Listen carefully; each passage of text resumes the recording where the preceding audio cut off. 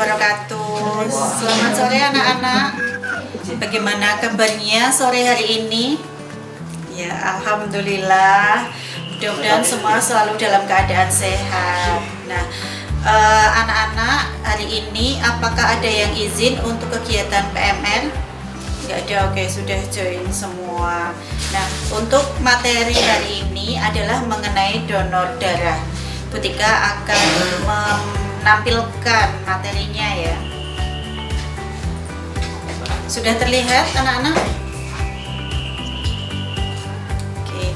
Nah, kita masuk ke materi donor darah sukarela. Nah, siapa yang pernah donor darah? Ada yang pernah donor darah? Belum tahu. Nah, kita perkenalkan mengenai donor darah. Sebelum kita masuk ke materi donor darah, kita harus tahu dulu golongan-golongan darah. Golongan darah itu ada 4, yaitu ada golongan darah A, golongan darah B, AB, dan O. Nah, fungsi darah itu untuk apa? Yang pertama, untuk mengangkut oksigen dari paru-paru ke sel-sel tubuh. Yang kedua, mengangkut karbon dioksida dari sel-sel tubuh ke paru-paru untuk selanjutnya dikeluarkan. Yang ketiga, mengganti sel-sel yang rusak. Apa bedanya donor darah dan transfusi darah? Donor darah itu menyumbangkan darah untuk tujuan transfusi darah. Sedangkan transfusi darah itu adalah proses pemindahan darah dari seseorang yang sehat dan memenuhi persyaratan ke orang yang membutuhkan. Darah yang dipindahkan dapat berupa darah lengkap atau komponen darah. Darah yang lengkap adalah darah yang mengandung seluruh komponen darah.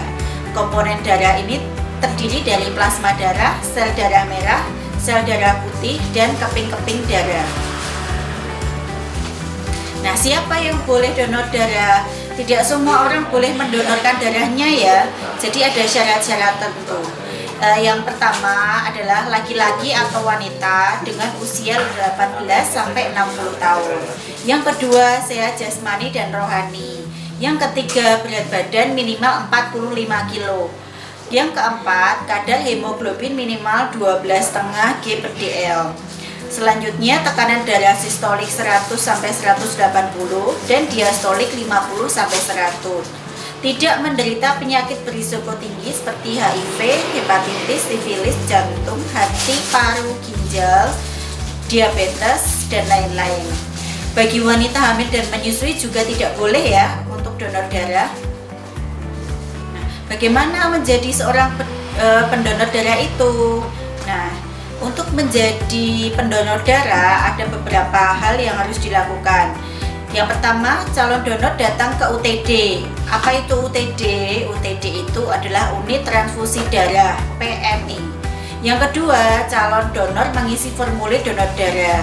Yang ketiga, petugas memeriksa kesehatan calon donor. Yang keempat, asisten transfusi darah yang terampil berpengalaman akan mengambil darah dari calon donor. Selanjutnya, calon donor akan mendapatkan kartu tanda anggota donor darah. Kartu ini dijadikan bukti bahwa pemilik telah mendonorkan darahnya. Nah, harus ada jeda setelah 2,5 bulan sampai 3 bulan baru boleh datang kembali untuk mendonorkan darahnya. Oke, sampai di sini materinya ya anak-anak. Nah, untuk selanjutnya kita akan melanjutkan materi tentang sigap bencana alam.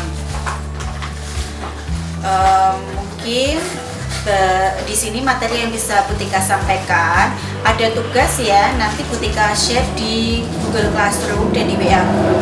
Nanti silahkan dikerjakan, hasilnya dikirim bisa melalui WA Group. Baiklah, saya sekian. Wassalamualaikum warahmatullahi wabarakatuh.